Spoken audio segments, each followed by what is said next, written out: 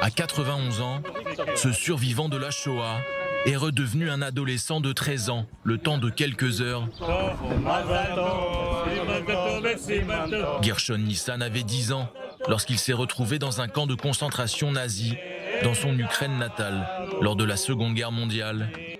Il n'avait jamais eu l'occasion de célébrer sa bar mitzvah jusqu'à aujourd'hui. Je n'avais jamais mis de téphilines de ma vie, ni porté de talit. Je suis donc heureux aujourd'hui. C'est quelque chose que je n'oublierai jamais.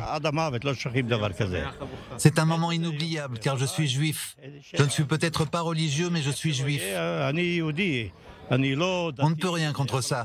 C'est parce que j'étais juif que je me suis retrouvé dans un camp de concentration.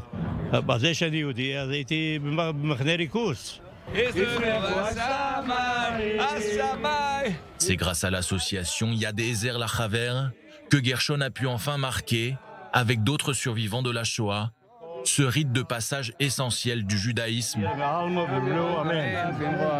C'est émouvant de voir des personnes qui ont survécu aux pires horreurs de l'histoire, avec les nazis qui leur ont pris leur jeunesse et leur bar mitzvah, et aujourd'hui, après presque 80 ans, on leur rend ce qui leur a été pris ici, au Kotel, et pour certains, c'est la première fois qu'ils sont à Jérusalem et qu'ils peuvent enfin célébrer leur bar mitzvah.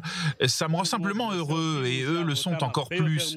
C'est déjà la 734e bar mitzvah que nous organisons grâce à notre association Yad Ezer Lachaver.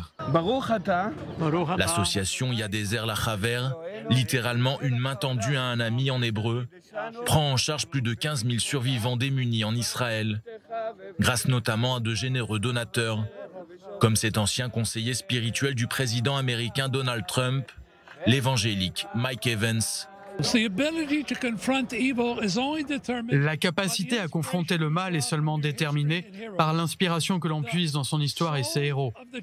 L'âme des enfants de la Shoah est l'histoire, et ils sont les héros des générations futures qui doivent écouter et avoir le goût et comprendre. Environ 180 000 survivants de la Shoah habitent en Israël à ce jour. Près d'un quart d'entre eux vivent sous le seuil de pauvreté.